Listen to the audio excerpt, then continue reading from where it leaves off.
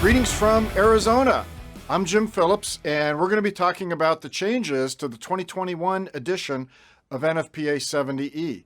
It's great to have all of you joining in. In fact, this is one of the largest live streaming groups that I've had in quite a while. It's really a privilege for me to be here in front of all of you. And in fact, we have people from 18 different countries that are logged in right now. 18 different countries today, or this evening, or tomorrow. Guess it depends on where you are with those 18 countries in relative to planet Earth.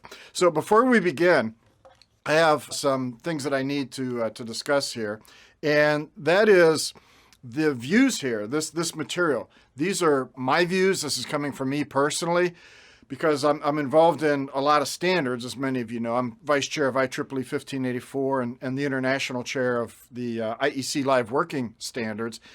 And I'm on the NFPA 70E committee and some other committees. And so I'm actually obligated or required to state that these views are mine and may or may not represent any particular standards group or committee. So a lot has happened since 2018. From 2018 to 2021, what has happened to NFPA 70E? Well, a lot of things have happened. To begin with, for the revision cycle, there were 332 public inputs that were made.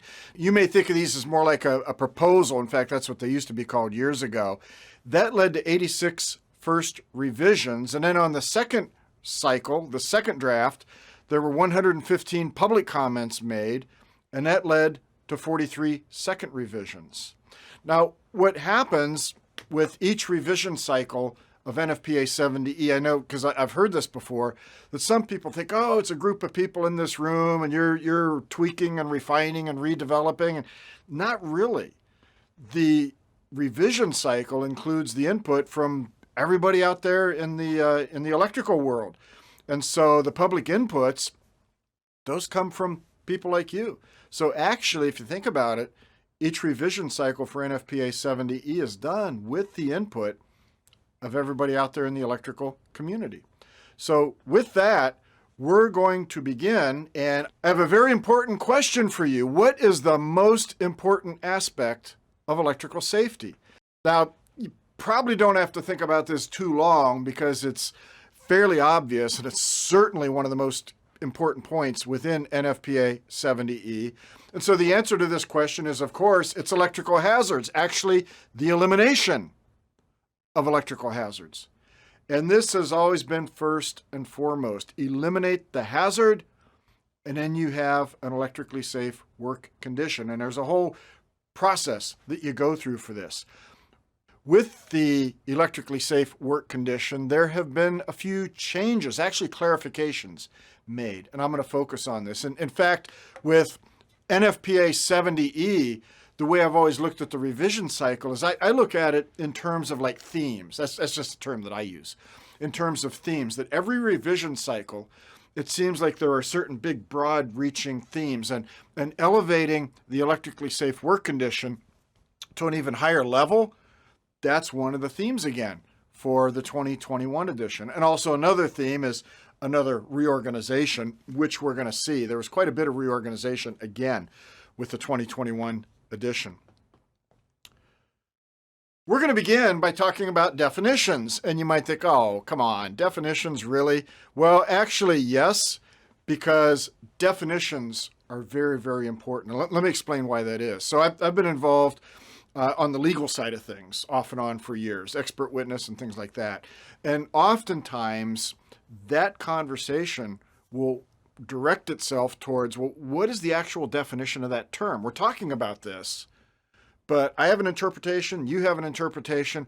What's the actual definition? And so definitions really are a pretty important part of NFPA 70E. And with the 2021 edition, yes, there were some revisions and modifications, But some other things happened. Some of the definitions are actually just deleted from NFPA 70E. You may think, deleted? Why would you do that? Well, it's just terms weren't being used. And so there were actually some terms in the definitions that weren't being used, so they were just removed from NFPA 70E. And there were some definitions that were just changed to match the wording. It's in the National Electrical Code because we need to have some consistency in there. So you'll see some word changes that's just to align with, for example, the NEC. There's some other changes to clarify definitions a little better.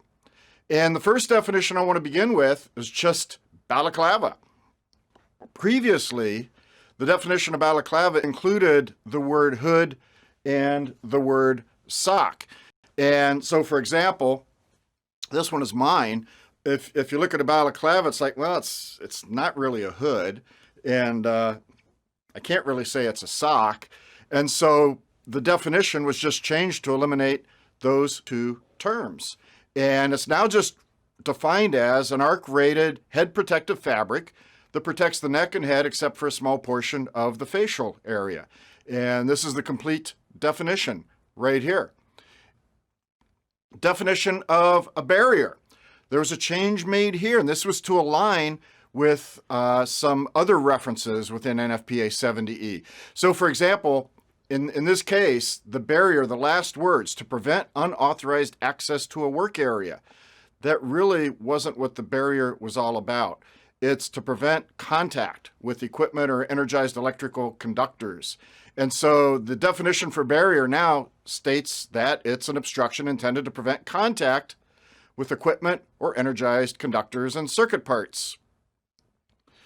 The electrically safe work condition. This is quite an important change. I talked about the theme, as I referred to it, and how the electrically safe work condition is this reoccurring theme, and it keeps getting elevated to a higher and higher level.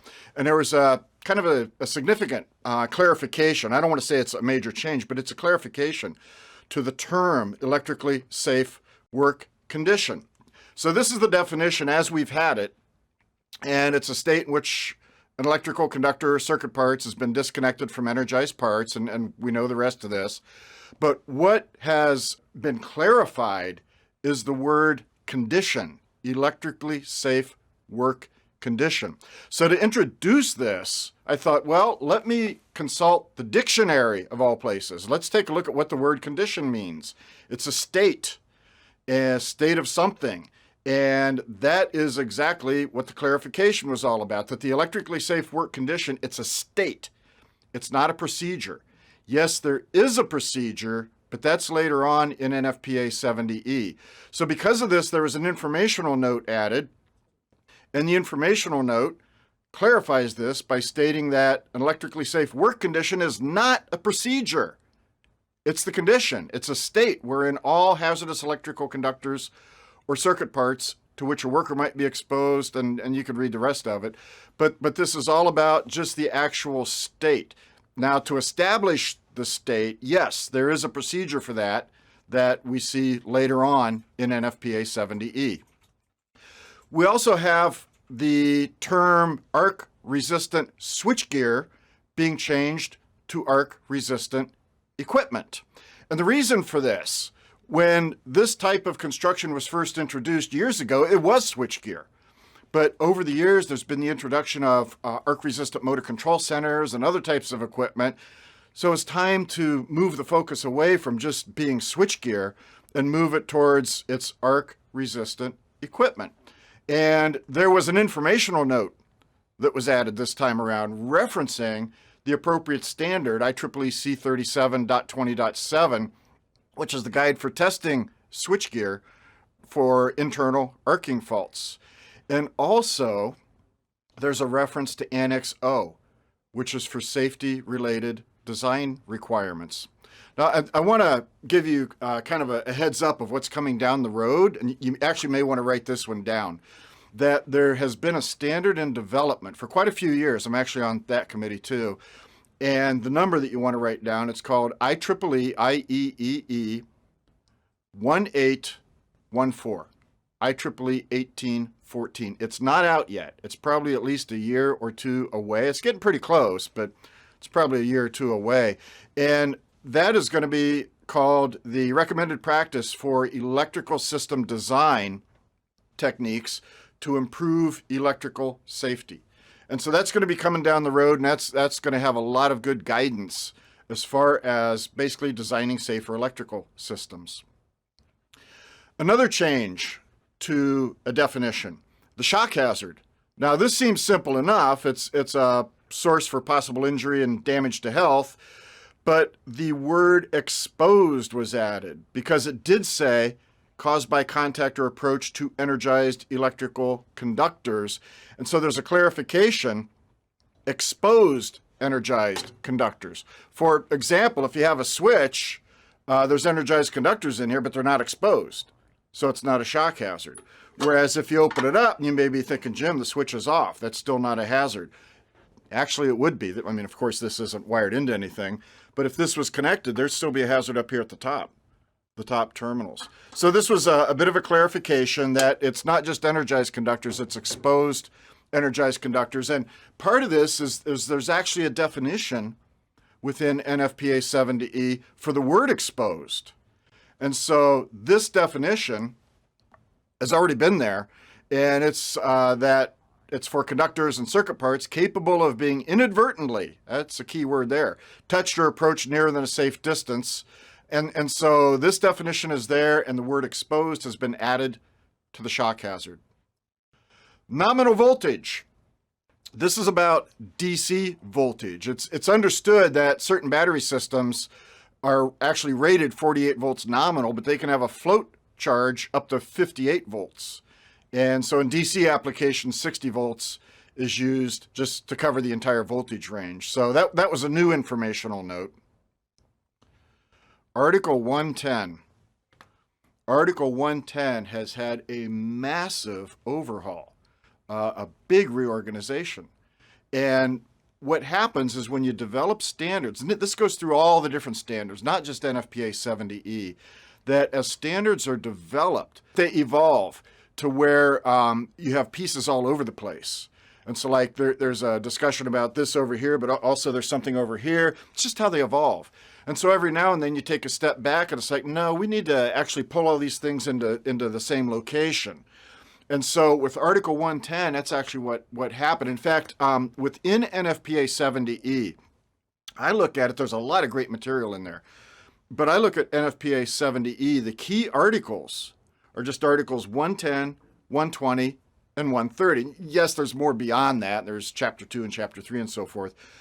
But those are the big three, 110, 120, and 130. And so 110 are for the general requirements.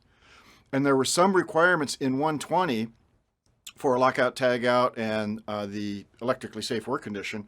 And in 130 for working around the electrical hazards, there were actually, they belonged in 110, the general requirements. So as part of this reorganization, so to speak, what happened is we have the original sections that are on the left.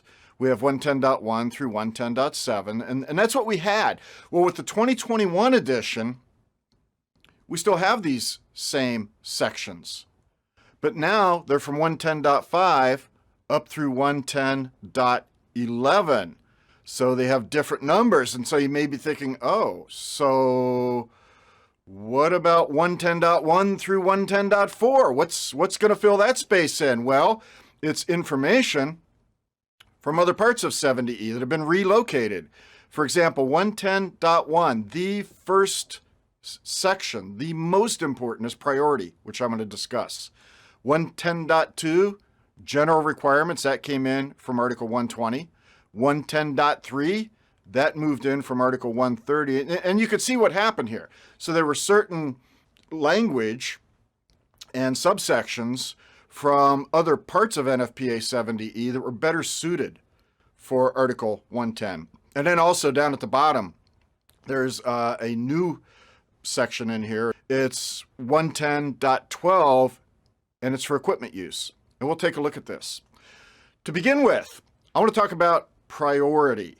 So priority, this was introduced in the 2018 edition of NFPA 70E. And again, I consulted my dictionary, and it said that priority It's a fact or condition of being regarded or treated as more important. And so this originated in section 105.4, and now it's been relocated to 110.1. So what is it about priority that is so important that it's going to be 110.1, the very first text that you're going to find in 110? Well, the priority. This goes back to the question that I asked you when we got started. What's the single most important aspect of electrical safety? Eliminating the hazard. And so because of that, this is the priority, the single most important priority throughout all this. Eliminate the hazard, so much so that it was moved to 110.1, the first thing that you're going to see. And there's also an informational note that references that hazard elimination is top on the hierarchy of risk control methods. It's at the top. And even NXF about risk assessment gives examples of hazard elimination. And elimination is number one for all of this. There was also an informational note that's new. Informational note number 2, discussing that the electrical safe work condition, again, it's a state. And it goes on to describe what that state is. But further down, it references Article 120 for the requirements to establish an electrically safe work condition. So really, we're looking at two different things. We're looking at the state of the electrically safe work condition, and then we're looking at what are the requirements to actually establish the electrically safe work condition. There's a new informational note, and this informational note references a job safety planning checklist. Really important. You might think a checklist. I mean, weren't people already doing that? Well, hopefully it's a good idea, but checklists are incredibly important. Now let me explain why checklists are so important. Years ago, I used to fly. I actually flew a Cessna 172, and when you're a pilot, you learn the importance of pre-flight checklists, because it's better to be out there checking your flaps, your aileron, your carb heat, even though you're burning expensive aviation fuel and putting time on the engine. It's better to go through all that, because you learn the importance of being able to catch a problem while the wheels are still touching the ground. Because once the wheels leave the ground, it's a whole different thing. Now you have to contend with the effects of gravity, and that could be a problem. And so the same kind of thing holds true when it comes to electrical safety. Checklists are very, very helpful, because it's much better to go through the checklist and maybe catch a problem or realize you need to rethink something than to wait until there actually is trouble and you're trying to figure things out very quickly. So a checklist is a really great way to do this. So checklists are now an official part of this. 110.3, the electrically safe work conditions. Some of this information was relocated to 110. And it's not the procedure for establishing the electrically safe work condition, but it's information about the electrically safe work condition when it's required. And it's required if an employee is going to be working within the limited approach boundary and there are exposed parts, and if the employee interacts with the equipment where conductors or circuit parts are not exposed, but there's an increased likelihood of injury from an exposure to an arc flash hazard. So this second item, this was first introduced in 2009, the 2009 edition of NFPA 70E. And I remember when this was introduced, because everybody just referred to it as one word, interaction. Like, what does that mean? And there was a lot of confusion. Like, is just operating a circuit breaker, is that interaction? Is that an arc flash hazard? And it wasn't really clearly defined. 2012 tried to clean it up a little bit. 2015 was the first time you started to see certain types of activities, operating a circuit breaker or a switch, doors closed or so forth. And then you also saw what is considered normal operation. And I'm going to talk about that in a little bit, because there was an addition to that table about when an arc flash hazard may exist. And it has to do with the interaction side of this. And so the interaction, number 2, that's also equally important. And what I wanted to emphasize is this references when the electrically safe work condition is necessary, not how you establish it. That's later on in NFPA 70E. The Electrical Safety Program. The correlating committee required that references to safety management systems and safety management standards be removed, and they're relocated to the annex, to an annex. And so 110.5a, this text was struck out because it's referencing the Occupational Health and Safety Management System. And also there's an informational note. Informational note 2 directly referenced an Occupational Health and Safety Management System, and that was removed. And so instead, there is a reference, an informational note, to Annex P. And Annex P is about aligning the implementation of this standard with occupational health and safety management systems. Human error. I think if we could attribute some of the electrical safety issues to one common denominator, I think this is it, human error. And so human error was added previously, but it was clarified a little bit this time around. And by clarification, what I mean is this states that the risk assessment procedure shall address the potential for human error and its negative consequences, and here's what needed clarifying, on people, processes, the work, environment, and equipment. That's a pretty broad statement. But actually remember, NFPA 70E, it's about electrical safety. So a little bit of extra text was added relative to the electrical hazards in the workplace. So this was revised a little bit to focus on the electrical hazards. Another new addition, the electrically safe work policy. It's a new subsection, and it just states that an electrical safety program shall include an electrically safe work condition policy that complies with 110.3. Now, this may seem maybe obvious, but now it's part of NFPA 70E, that if you develop an electrical safety program, that it has to have in there the electrically safe work condition policy. So this is a requirement. Now, again, emphasizing electrically safe, the electrically safe work condition. Additional training and retraining. A bit of a change here, just really an addition, that this used to just simply state retraining. Well, that kind of implied that you're retraining maybe what you already went through. But sometimes it's necessary to just have additional training. Maybe there's something new. It's not that you're retraining, there's additional training. And so those words were added, the additional training and retraining for this. Types of training. Oh, who could have foreseen this? So the types of training, 110.6A4, type of training, there's an informational note that was added.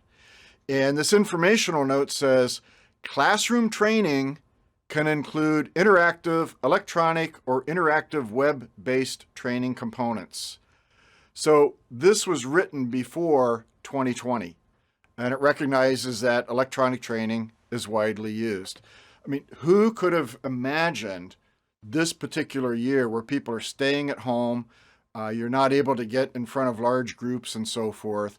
And so I think this was a bit ahead of its time. And actually, speaking of being timely, I started the end of last year, our web developers, we actually began an online training platform last year. So the timing couldn't be any better. And so we rolled this out just a couple weeks ago. It's kind of a soft opening. And this program is being recorded. And so the recording will be available to all of you. You'll have access to it, and it'll be out here. Over the weekend, we're going to upload it. It'll be out. You'll receive an email notice about it, and you can go out and use it, review it, share it with your friends and colleagues, and so forth. The host and contract employer's responsibility. This was relocated from 110.3 to 110.7, just part of that reorganization shuffle. And this has been around for a while, where the host employer has knowledge of hazards covered by the standard that are related to the contract employer's work. There shall be a documented meeting between the host employer and the contract employer. However, there was a new addition. And the new addition is an informational note. And it states that on multi-employer work sites, more than one employer can be responsible for identifying hazards, conditions, and creating safe work practices. What's this telling us? Simple. This is telling us safety, it's everybody's responsibility. And that's really what this informational note is all about. It's everybody's responsibility. Test instruments and equipment. So with test instruments and equipment, a minor change here, but it actually has, I think, some far-reaching ramifications. The text operating at voltages equal to or greater than 50 volts, that was replaced. And it was replaced with where the electrical hazard exists. And let me show you what this actually looks like, the full text. The reference to 50 volts was eliminated. The reason the reference to 50 volts was eliminated, that kind of implies that the only real issue is the shock hazard. And there's more than a shock hazard. In fact, somebody that I worked with years ago, this was back in the early 90s, he was performing voltage measurements, and it was on a 480 volt system. This facility that he was at was having some low voltage problems, so he was out conducting 480 volt measurements to see what they have. And one of the places that he performed the measurements was at a dry type transformer. He actually took the cover off the dry type transformer, which is certainly not a good idea. And he goes in to measure the 480 volts, see the nominal 480, to see what they actually had. And what he failed to recognize, 480 volts was the secondary side. And he tangled with the primary, which was 4,160 volts. Shock hazard wasn't his only problem. It was a massive arc flash. And due to the burn injury that he sustained from the arc flash, not just the shock that was there, performing voltage measurements, he died. It was about a week later. So yeah, this is to emphasize or put a greater emphasis that there's more than just the shock hazard. And so what the text looks like, only qualified persons shall perform tasks such as testing, troubleshooting, and voltage measuring on electrical equipment where an electrical hazard exists. We have a new section, 110.12, equipment use. Equipment shall be used in accordance with the manufacturer's instructions. So my wife saw this. She sees me writing and reviewing a lot of this stuff. And she saw the equipment shall be used in accordance with the manufacturer's instructions and kind of chuckled. And she just shook her head and said, "Did they write that specifically for you?" And, it's like, what, me? I'm offended. And no, it's the typical thing. I'll be working on a home project and start running into trouble. And then, of course, she says, "Well, did you read the instructions?" No, the instructions are in the trash, or they're in the box. And so, yeah, so this is official.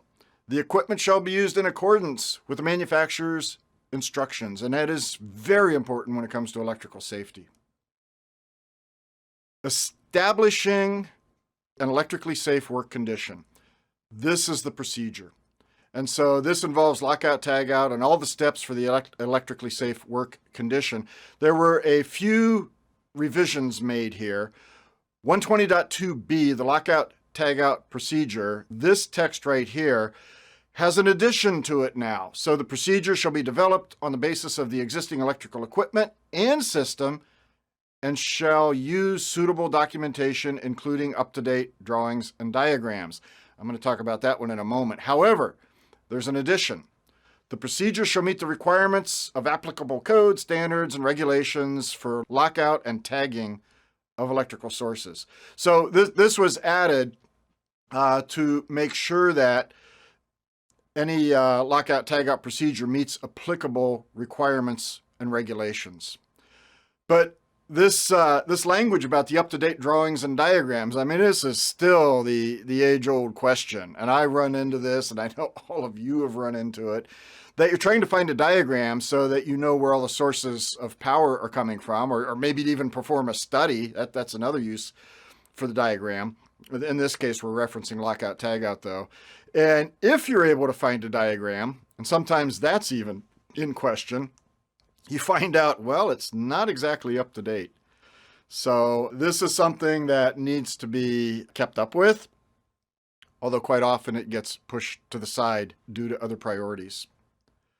Another modification, the lockout device. There was a modification made to align this with OSHA.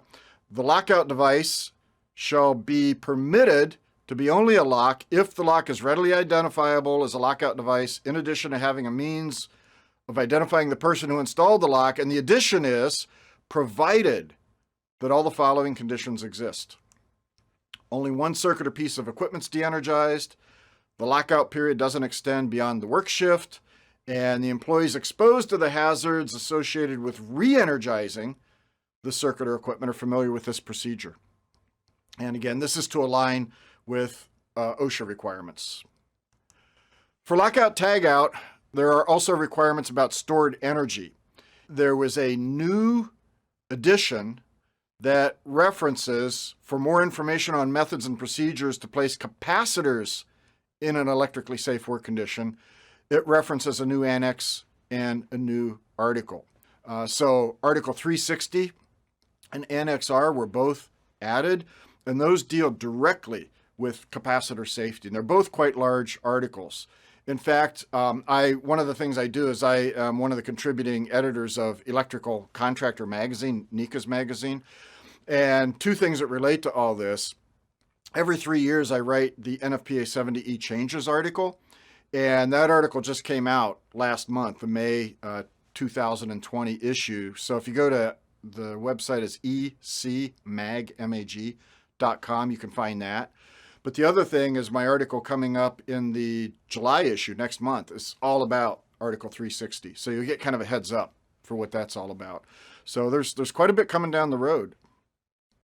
This is a new reference to the new Article 360 and Annex R when it comes to releasing stored energy of capacitors.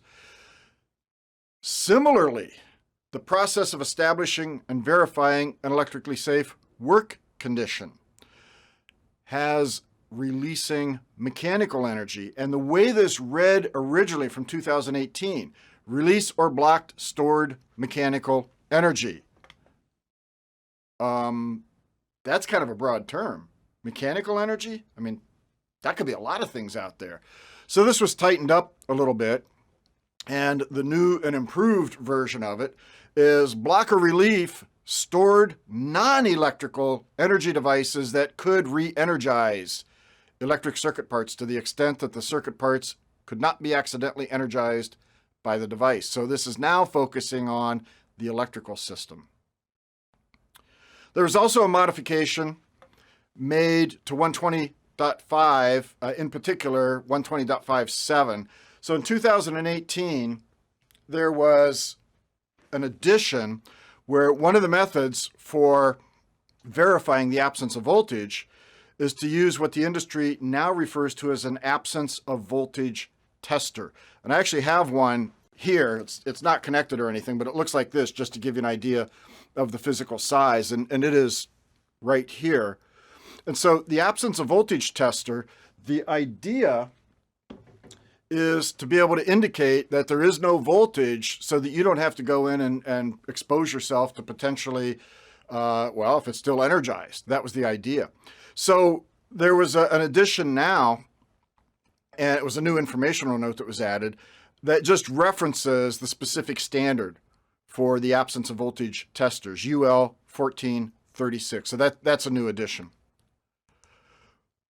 Work involving electrical hazards, Article 130. There were a few reorganizations that occurred here just because some of the information in 130 now found its way into 110. So there was a bit of a reorganization here, and that included some of the general requirements. This was reorganized and rewritten a little bit because some of this got moved to Article 110. What was 130.3 is now found in 130.1. And so just a bit of shuffling around here.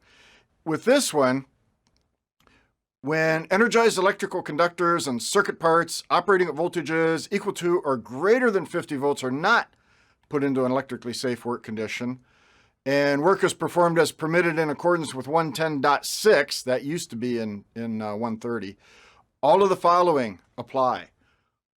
Only qualified persons are permitted to work on the electrical conductors. An energized electrical work permit shall be completed, and the shock risk assessment performed, and the arc flash risk assessment performed. And so this is a lot of the same concepts, although some of this was reworded as part of the reorganization that has occurred. The shock risk assessment. So there was language that is part of the arc flash risk assessment that has now been duplicated, and what that language looks like right here. Estimate the likelihood and severity. The estimate of the likelihood of severity of injury or damage to health and the potential severity of the injury or damage to health shall take into consideration all of the following. Number 1, the design of the electrical equipment. Number 2, the electrical equipment operating conditions and the condition of maintenance. And so this is really to align it with what we already had in 130.5, because the same type of language exists for the arc flash risk assessment. But let's look at this. So we have item number 2, the condition of maintenance of the equipment. Well, okay. I actually took this photograph years ago, and if you were to try to make a judgment about the operating condition or a judgment about the condition of maintenance, I don't know. I don't think that would work out too well. So, there's a lot that goes into this when you're trying to evaluate. Is there a shock hazard? Is there an arc flash hazard? I mean, for the shock hazard, if you look at this close enough, you'll see a few covers removed and things like that. I don't know if it's energized, but you don't know. I do have to give them credit for creative conduit routing. They made a very effective use of flex conduit for this one.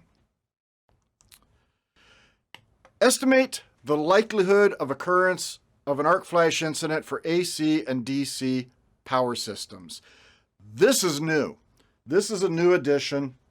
Some people have been talking to me about this, and let me explain what this is about. So we have these tables, and I mentioned the tables. The first sort of version of these tables were introduced in the 2015 edition, and it lists certain tasks. And then it lists, it didn't start out this way, but now it says likelihood of an arc flash, yes or no. And so there's a lot of different tasks in there. And in general, if you have equipment where all the covers are in place, normal operation, and just operating it, it's considered basically not a high likelihood of an arc flash. But there's one in there now that is. And it's the one that was introduced for 2021.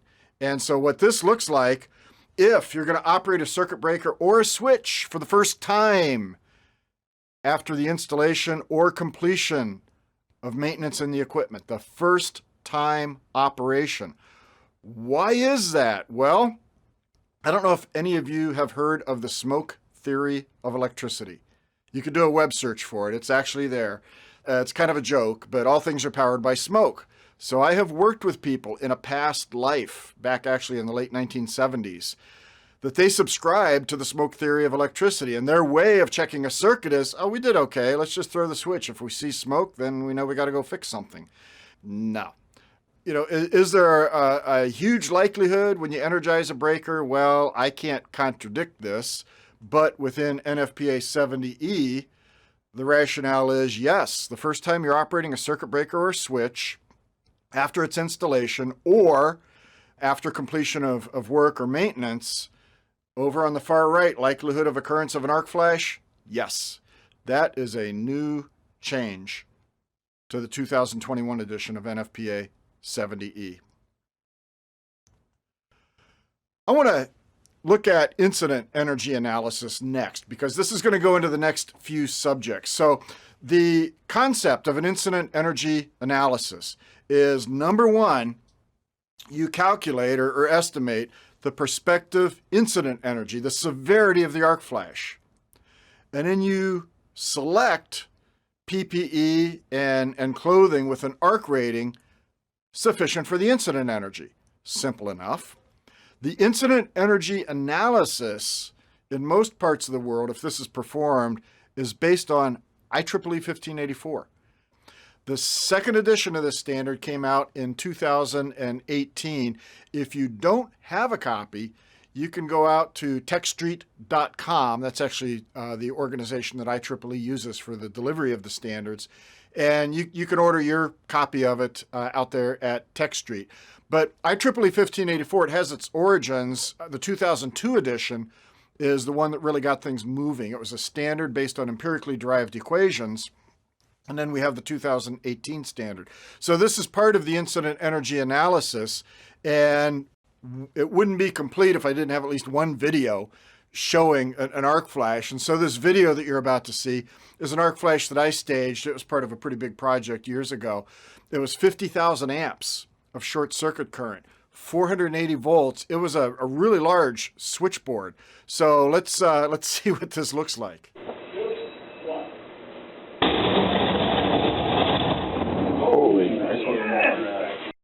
I wouldn't want to be standing in front of that.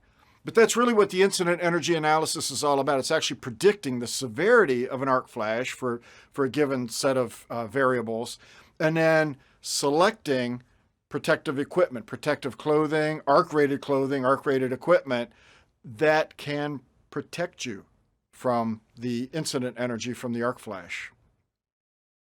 Now, why am I talking about this? Because there were some changes along the way. Some of these changes, there was an informational note that was added. So what we have is there's table 130.5G, and this is actually for selecting PPE when the incident energy analysis method is used. There's a table for selecting PPE, and I'm going to show you kind of an excerpt of it. There were two changes made to that table. Similar changes made to the NFPA PPE category table. So both have this similar kind of a change. And so this first change is if you're wearing arc-rated PPE like this, this is a 65 calorie PPE. So if you're wearing arc-rated PPE and you have the need to wear an outer garment, either for weather to protect you from the elements, or maybe for safety like a high-vis vest or something like that, what this is designed for, this new informational note, is that you can wear those types of garments as long as they have an arc rating, and the arc rating doesn't have to match what your actual protection requirement is. So the objective is, if there is an arc flash, just to make sure the garment doesn't ignite and keep burning. That's what it's all about. This is actually your primary protection.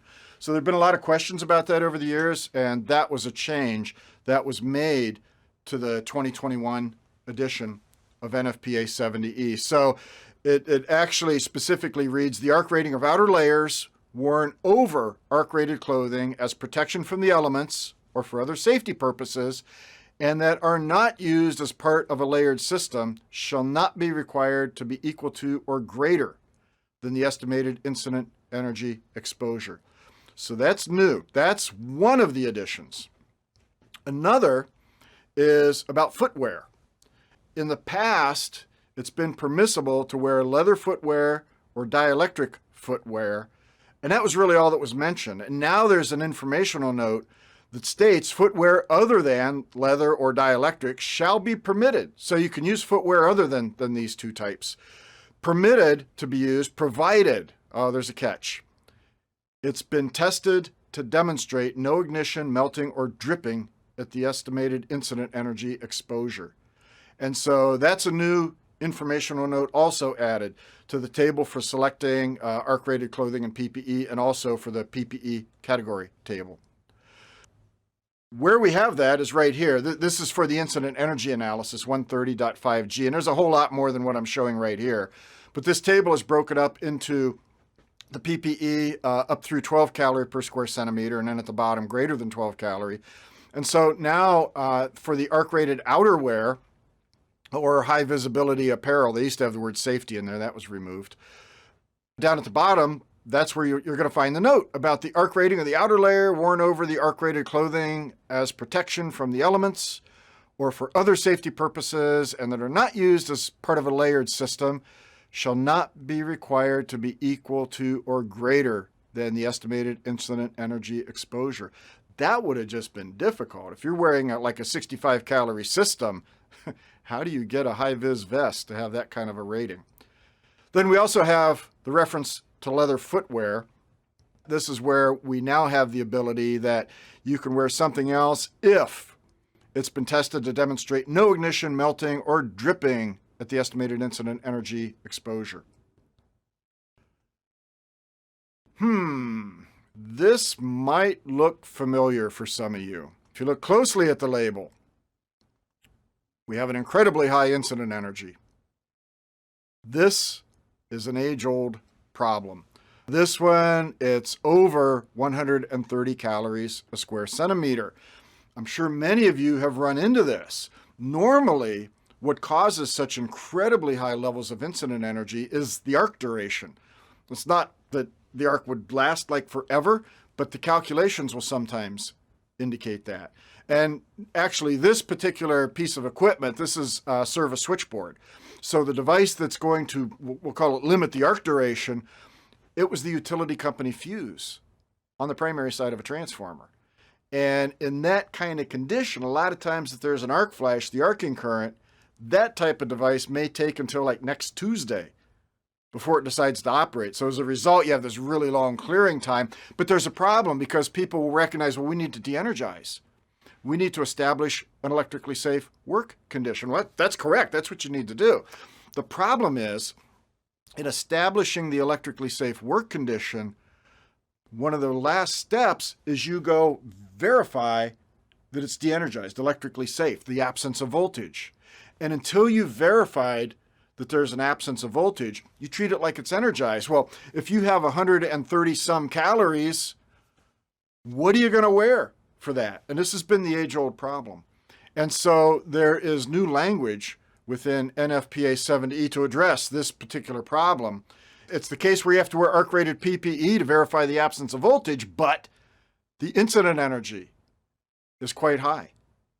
So there is a new informational note that was added, and it states what we run into, where the estimated incident energy exposure is greater than the arc rating of commercially available arc-rated PPE. Then for the purpose of testing for the absence of voltage, the following examples of risk reduction methods can be used. First off, I want to mention PPE. The arc ratings have been going up considerably. This one on the right, that's actually my hand holding it up. It almost stood up by itself. This is an arc rating of 140 calories. And so arc ratings continue to increase, but not everybody has access to this kind of PPE, and you can still have incident energy levels above these values. So what are the risk reduction methods? Well, you can use a non-contact instrument to check and see if there's a voltage there, or measure on the secondary side of a voltage transformer. Some of us know it as PT, potential transformer, but voltage transformer, before you use a contact test instrument. So you're basically giving kind of a trial run here before you actually make contact. Another method, look for the visible gaps with the conductors. That'd be like a switch. You open if you have access to actually look at a switch. Is the switch open before you use a contact voltmeter?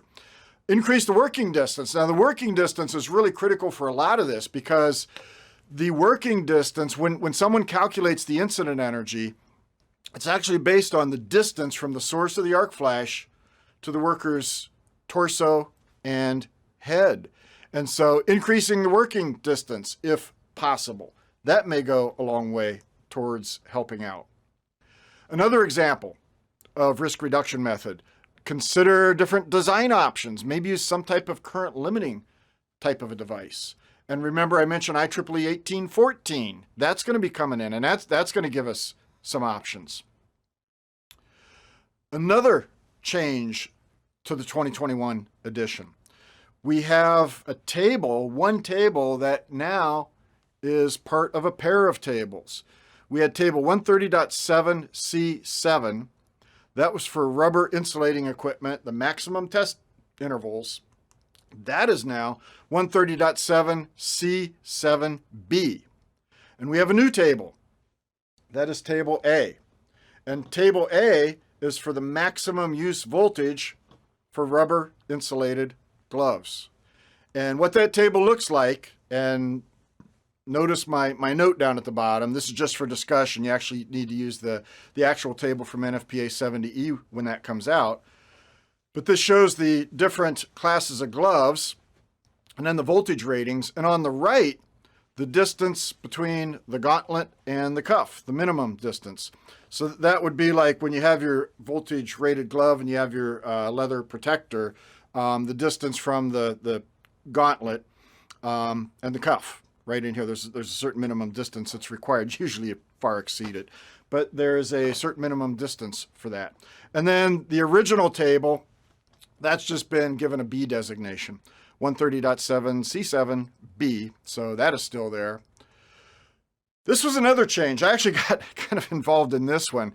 For PPE, testing and ARC-rated PPE, historically, NFPA 70E has referenced ASTM standards. And the last cycle, all of those standards were moved to a table referenced by an informational note. They were basically taken out of the mandatory part of the text. One of the things that happened during this, I'm an ASTM member, although I'm not as active as I should be.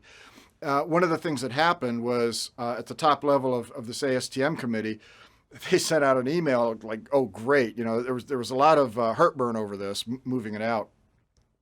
And there was a statement made about next thing you know, we're going to be using IEC standards. And well, being chairman of all those standards, I had to put on my official IEC hat and fire back. It's like, wait a minute. IEC standards are just as good and maybe even a little more stringent than ASTM standards. But what happened along the way is, guess what? 2021, the IEC standards have made their way into this. You notice 61482-1-1, that's the actual test method. And the one thing that's different between ASTM and IEC is we have what's called ELIM, E-L-I-M.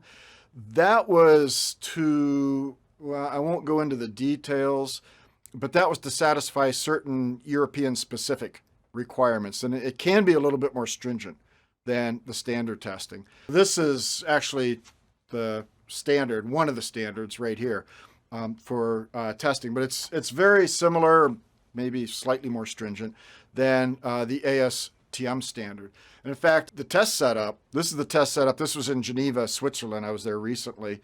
And if you look at the test setup, and there's a couple labs that'll do this. Big one is actually in Canada. There's a lot of testing there. So this is a calorimeter that measures the energy, and then you have opposing electrodes where you put a trigger wire, and then that initiates the arc flash right there. And then you have the fabric samples of the garments on the panels that are spread equidistant around there. Article 360, I mentioned this a moment ago. Brand new. Capacitors were only referenced a couple of times historically in NFPA 70E, but they are a large source of stored energy and quite a source of a potential hazard. And so there is a new article, it's actually quite large, that is broken up into scope, definitions, and then the stored energy hazard. That's really important. And measures for personal safety, establishing an electrically safe work condition that's specific for capacitors. It's not like what we'll call a traditional electrically safe work condition. There are other considerations that need to be made, and the use of grounding sticks. Annex D, just a couple of final comments about the annexes. Annex D is where you had references to IEEE 1584 as well as a couple of other arc flash calculation methods. A big change with Annex D. So what happened is with the introduction of the new 2018 edition of IEEE 1584, we had to make some changes in the annex because historically Annex D, you could look at your 2018 edition and see this. Annex D had equations from a late 1990s paper. Those were some of the first empirically derived equations for arc flash. And then there were equations for the 2002 edition of IEEE 1584. And then there were some equations from a couple of technical papers about DC arc flash. Well, with the introduction of the 2018 standard, it's a very complex standard.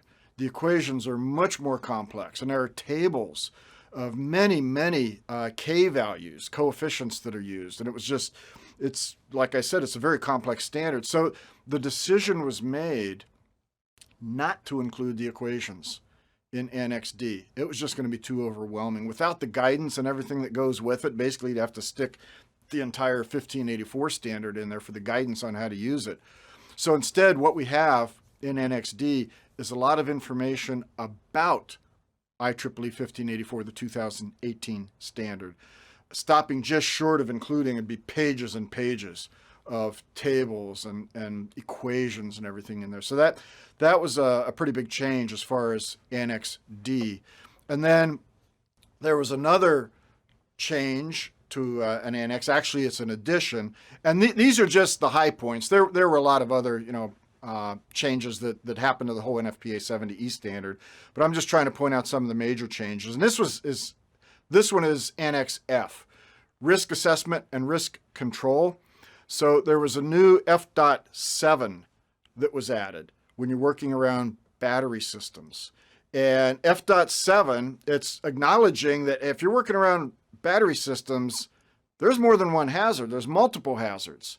And they may be encountered when working on batteries. So you have the shock hazard, of course, possible arc flash hazard, but you also have the chemical hazard, the thermal hazard.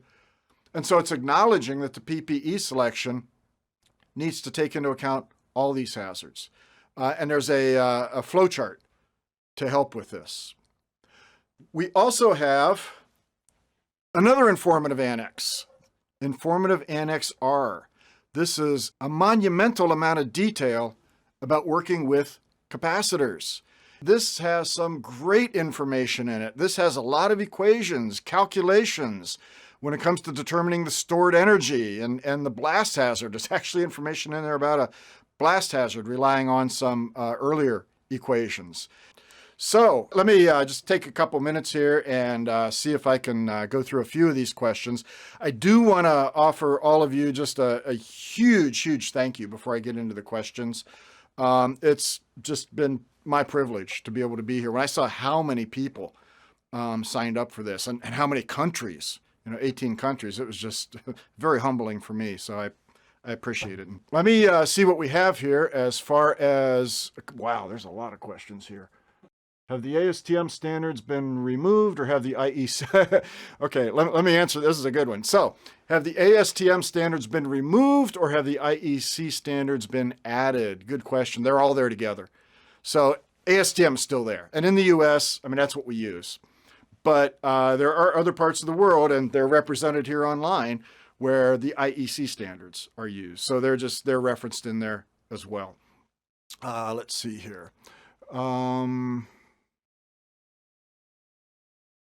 Any discussion of arc-rated glove requirements?